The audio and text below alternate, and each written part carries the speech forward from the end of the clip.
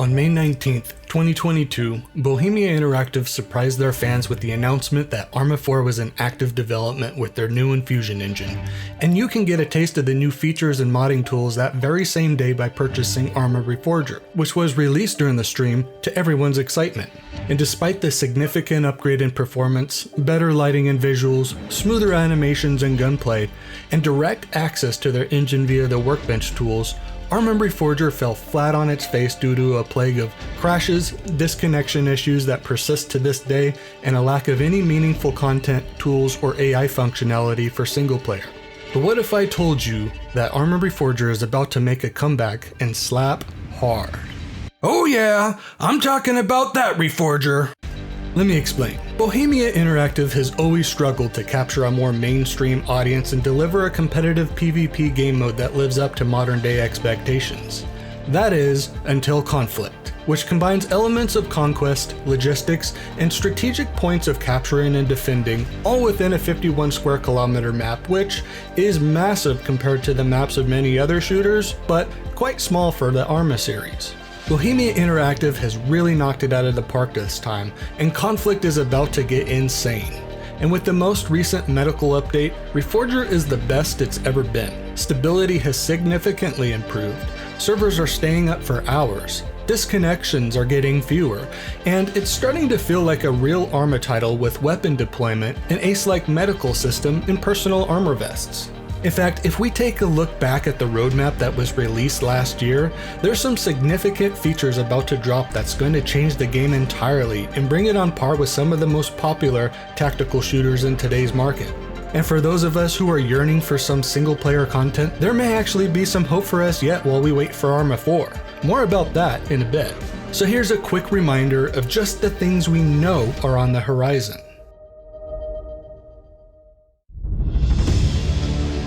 You can't have an Arma title without a little help from your friends in the sky, and we know that Arma Reforger is planned to get the UH-1H helicopter for the United States and the Mi-8MT helicopter for the Soviets. Although these are only transport helicopters, they aren't going to be undefended as they're coming equipped with weapon systems, likely in the form of crew-mounted machine guns. Getting from location to location in Conflict is going to look very different than it does today, and I imagine people are going to specialize in crewing these roles like some of us do with running supplies. And for the scenario makers out there, we can finally get those cinematic insertions and extractions that a title like this deserves. When you think of building destruction, I bet you aren't thinking of an Arma title. In fact, I still believe that the peak experience of destructible buildings is held by Battlefield Bad Company 2. Will Reforger set this new standard? Probably not, but hey, we can dream, right?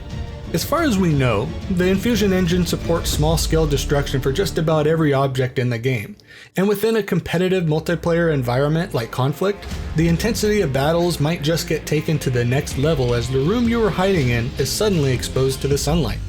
How far is Bohemia Interactive going to take it? I, for one, am excited to find out. And speaking of Conflict, the objectives that we're used to fighting over may never be the same again. Like, literally, each match will likely have your objectives in a different location every time with the new freeform building placements. This feature will allow us to place our bases anywhere we want, limited only by the radio signal range and available supplies. At least, that's how I understand the feature as it's explained on the roadmap. It's unclear whether this simply is referring to just our main bases, or all bases that we need to capture. If the latter, this means that no longer will objectives be located at predefined places like Entrée-deux or Morton. Instead, you'll need to discover the enemy's bases to take them over, forcing teamplay and reconnaissance roles. If so, this begs an important question. Does this mean that strategic locations like the Entrée-deux Tower are no longer something we'll need to capture? I suspect that they'll still play an important role. If you've played Conflict for a while, you may have noticed that some matches are better than others. Sometimes your team is communicating and playing the objectives, and other times no one really knows what they're supposed to be doing. And sometimes, those of us who do know what we're supposed to be doing find it difficult to get the support we need to capture objectives. I think Bohemia foresaw this early on, as indicated by their roadmap, which is why they're going to be introducing a headquarters or commander role. The AI is set to command things by default, but I imagine the player with the highest rank will be able to take over this role and issue attack and defend objectives so that everyone is on the same page. With this role, I expect that the commander will also be able to direct supply runs and maybe even mark targets for this next feature coming to Reforger. Artillery is every infantryman's worst nightmare. What Bohemia have planned is the M252 mortar and the 2B14 mortar, assembled from 3 parts and manually operated by players in AI. Crews will not only be able to launch 81 and 82mm explosive shells, but can also help conceal advancing forces by launching smoke across the field of battle. This is yet another role that I see players specializing in, and I also think there's a good reason why artillery hasn't made it into the game yet, and that is because it will be absolute chaos without the freeform building placements mentioned earlier. For example, if all of our capture points remain located at predefined places like Morton, you can expect a never-ending barrage of artillery at those locations, rendering supply running and base building there pretty much useless. However, it's another story when all your bases are hidden by default. Again, recon teams will play a crucial role in giving coordinates to artillery crews before an assault, and the chaos it brings is going to be magical. Speaking of magical chaos, AI commanding is a feature that is long overdue and still on the horizon for Reforger. Although the roadmap mentions we will be able to give them simple commands, I have a feeling that the AI will be anything but simple like they are now. So far, I have personally seen the AI flank and suppress my position, sneak up from behind me and melee me, retreat from gunshots, and search through buildings for enemy contacts. Although they seem to be pretty dumb right now, a closer look into the code of the AI, courtesy of the Reforger workbench tools, reveals that the AI is actually capable of prioritizing threats based on whether or not you're aiming a weapon at them. Basic commands will be to issue orders to move, defend, search and destroy, follow, halt, and mount and dismount vehicles. Although admittedly limited, after playing around with the SOG AI mod for Arma 3, which streamlines your commanding of your AI squad, I don't think we'll really need much more than this, especially if commanding our own squads of AI will be available to us in conflict. However, being able to tell your AI to hold fire or be stealthy is something I really hope to see Bohemia implement, though I have a feeling that this is going to be expanded upon for Arma 4 instead. As a supply runner, I find that I'm usually running logistics by myself, which takes a really long time to load up a base with supplies. Thankfully, Bohemia are planning for the AI to be capable of running supplies while the rest of the team can go fight and capture objectives. This also means that supply runners like myself can be more effective in building up defenses and fortifications, or even be free to pursue other roles like piloting helicopters or artillery. My only hope is that once AI commanding comes online, we can create our own AI supply crews and direct them to our desired locations. One of the biggest complaints of Arma 3 was how every building was empty. For those of us with a keen eye for Easter eggs, Bohemia went as far as placing posters on the ground poking fun at that fact.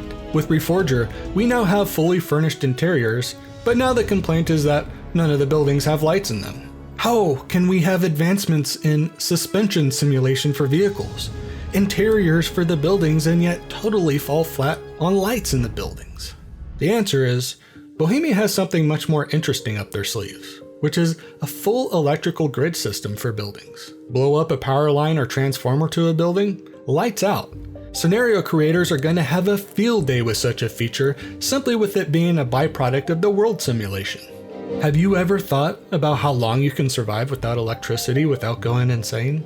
Well, in Reforger, it's the 1980s, they don't have internet yet, and they're about to see power outages on a daily basis.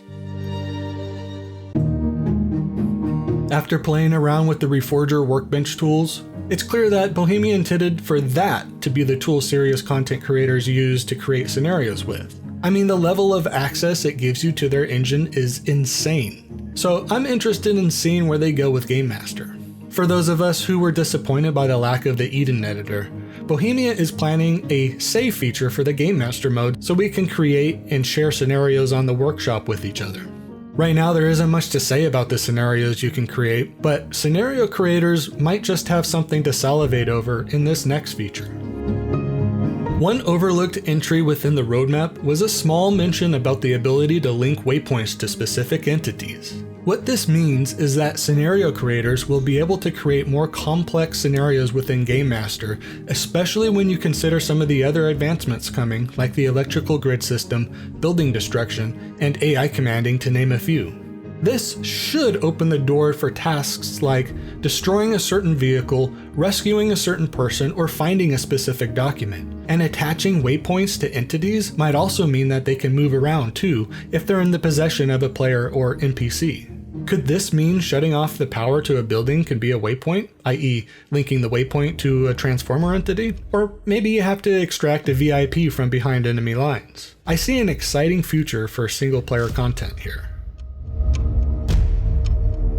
Unfortunately, Bohemia has come out and said that proper tracked vehicles like tanks are not on the roadmap.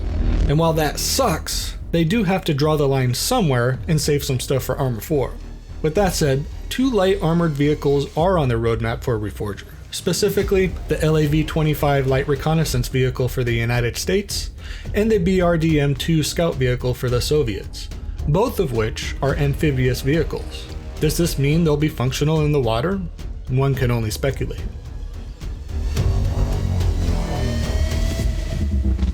On May 11th, 2023, Bohemia released their mines update that gave both the United States and Soviet factions anti-tank mines. But did you know that anti-personnel mines are on the cards too? This addition will make the conflict game mode, game master, and single-player scenarios much more complex, especially since sneaking through forests will become much more deadly.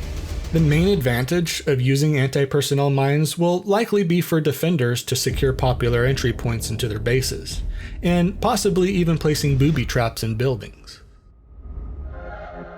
Whether you're in conflict or a single-player scenario, being able to remotely detonate an explosive has serious implications because ambushes are about to get a whole lot more deadly. Remotely detonated explosives pave the way for ambush scenarios and guerrilla tactics like supply depot sabotage and conflict. And I can think of a few scenarios where special forces will use them to blow up weapon caches and vehicles. If we take a look at all of these features together, I think it's safe to say that Reforger is going to start looking like a serious contender to games like Squad, which the conflict game mode is very similar to and can even be thought of as Squad set in the 1980s, Arma style. And this is all just highlights from the roadmap. I haven't even mentioned suppressors, bayonets, refueling vehicles, changes to how supplies and rally points work in conflict, or flares and new machine guns. What's even more exciting is that everything mentioned here, at the end of the day, is going to be the foundation upon which Arma 4 gets built, as it will continue where Reforger leaves off. So when are all these things going to happen? Well, the original plan was to have all this stuff done within 1 year of release, but it's clear that Bohemia's ambitions were a bit too big for their britches, and they had to do some refactoring of the Infusion engine. One of those refactors was the server authoritative vehicles, which was delivered in the medical update, so I imagine that development might start picking back up. The current plan has no real timeline, only that things will be delivered when they're ready, and Bohemia still plans on supporting Reforger until Arma 4 releases, at which point Arma 4 will be very stable with tons of mods and scenarios already developed by the community. A victory in software development, if I do say so myself.